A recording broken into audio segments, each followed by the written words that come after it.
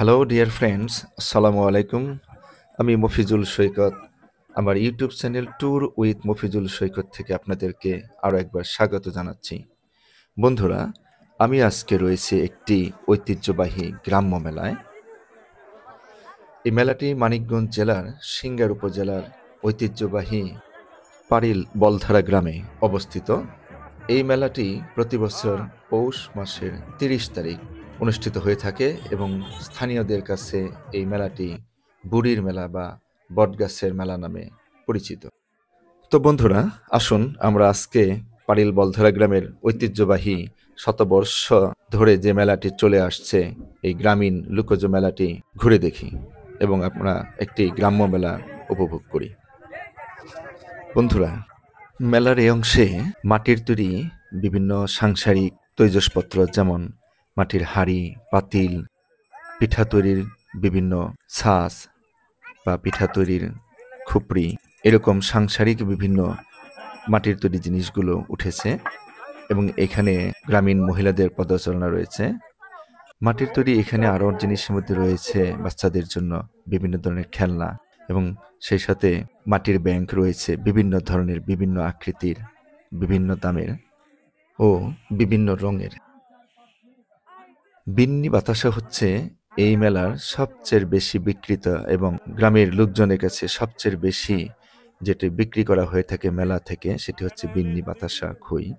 এখানে ঘোড়া মুটুক এমন কেউ নাই সাধারণত যারা মেলায় এসে থাকেন, সকল বয়সের সকলেই এখান থেকে বিন্নি বাতাসা, ঘোড়া মুটুক, কদমা এগুলো কিনে নিয়ে যান।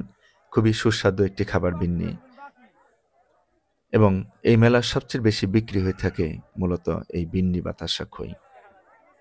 আপনারা দেখতে পাচ্ছেন এখানে অনেক বিক্রেতা তারা বিন্নি বাতাসা নিয়ে তাদের পসরা সাজিয়ে বসেছেন।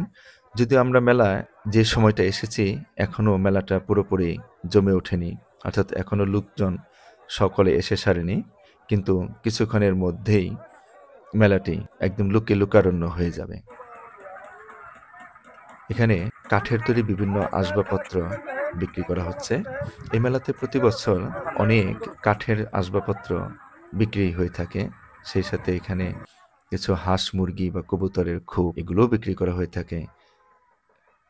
এলাকার আশেপাশের যারা জনবসতি রয়েছেন, লোকজন রয়েছেন, তারা তাদের প্রয়োজন মাফিক এখান থেকে কাঠের ফার্নিচার ক্রয় করে থাকেন।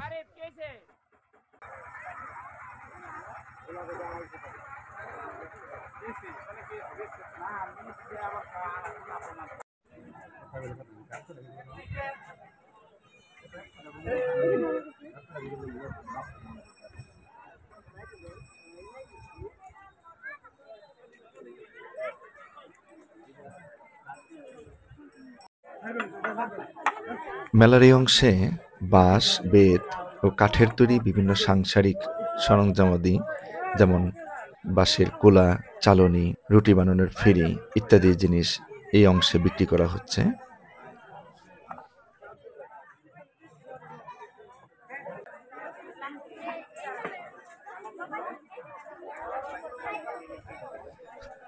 বাঁশ ও বেতের জিনিসের সাংসারিক দ্রব্যের পাশাপাশি এই মেলাতে লোহার তৈরি বিভিন্ন সরঞ্জামাদি এবং নিত্য প্রয়োজনীয় পারিবারিক যে সকল দ্রব্য যেমন বটি, দা, ছেঁচনি, স্টিলের হাঁড়ি পাতিল সহ নিত্য প্রয়োজনীয় দ্রব্যাদি বিক্রি করা হচ্ছে।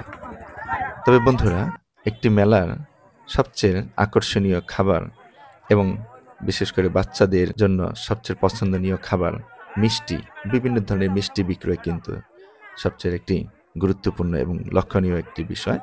এই মেলাতেও তেমন বিভিন্ন ধরনের রসগোল্লা, চমচম, জিলাপি ও দানাদার সহ হরেক রকমের মিষ্টি বা মিষ্টি জাতীয় দ্রব্য এখানে বিক্রি করা হচ্ছে এবং প্রচুর পরিমাণে এই মেলা থেকে এই সকল মিষ্টি বিক্রি হয়ে থাকে।